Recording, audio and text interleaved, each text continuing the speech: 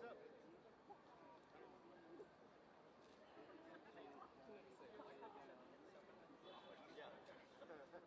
I told all look at the bank of cameras, so it would be a jerk move to say heads up and that's not done.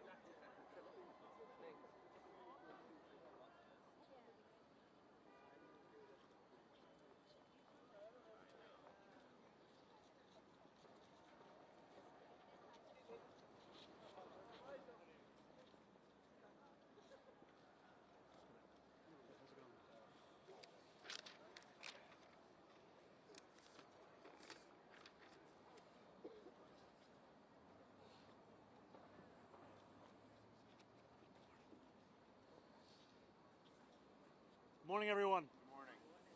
Everyone set? Good? All right. I will be heading to Washington, D.C. tomorrow to meet with President Trump in the White House. It is customary for an incoming mayor of this city to meet with the White House, given the mutual reliance. It's more critical than ever, given the national crisis of affordability, one that New Yorkers know very well across these 5 boroughs, and the specific challenge many cities are facing with balancing public safety against steps taken by this administration. I know that for tens of thousands of New Yorkers, this meeting is between 2 very different candidates who they voted for the same reason. They wanted a leader who would take on the cost of living crisis that makes it impossible for working people to afford living in this city. My team reached out to the White House to set up this meeting because I will work with anyone to make life more affordable for the more than 8.5 million people who call this city home.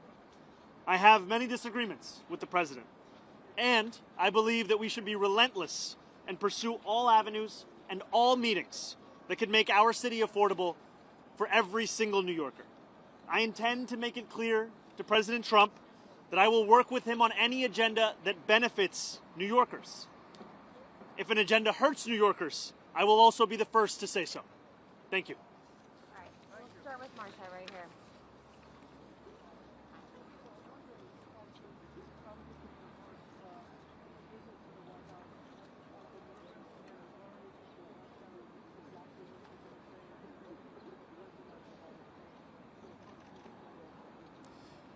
This is an opportunity to make the case for New Yorkers. And it's a case that reflects what New Yorkers are having to live through at this time. When we speak about an affordability crisis, we're speaking about 1 in 4 New Yorkers living in poverty, 1 in 5 struggling to afford $2.90 to ride the bus. New Yorkers for whom the daily acts of life are becoming increasingly harder to afford.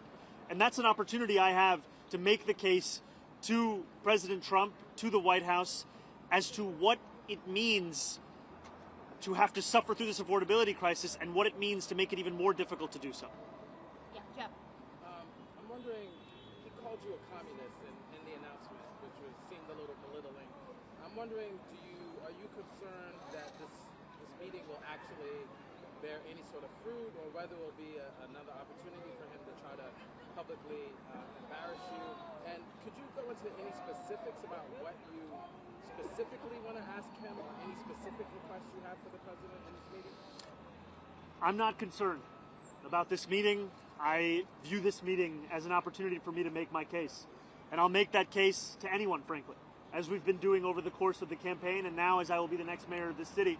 It behooves me to ensure that I leave no stone unturned in looking to make the city more affordable.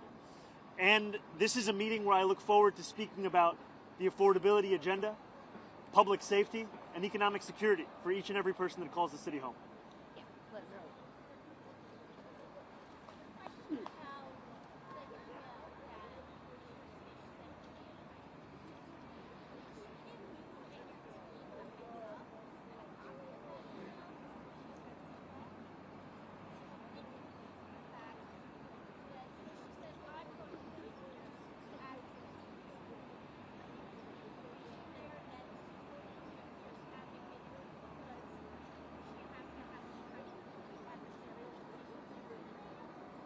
I see the implication being that every commissioner should be a fierce advocate for those that work for their department or their agency.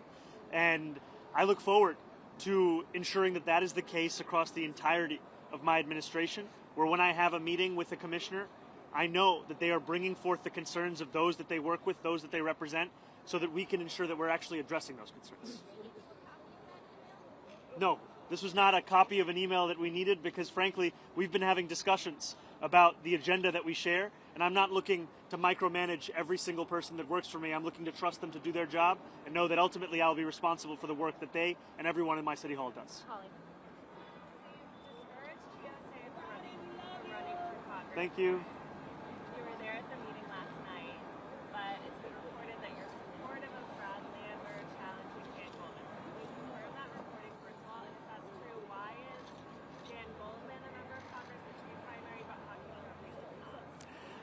I can confirm to you the things that I've actually said and the things that I've actually done. And last night, I spoke to DSA members, sharing the same message that I've shared in public as well, which is that I do not believe this is the right time to wage this primary.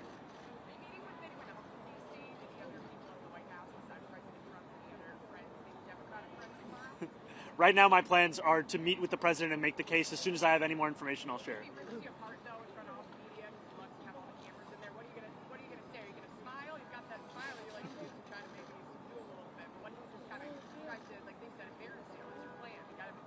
Well, I'll be ready for whatever happens. Yeah, right here. Thank you.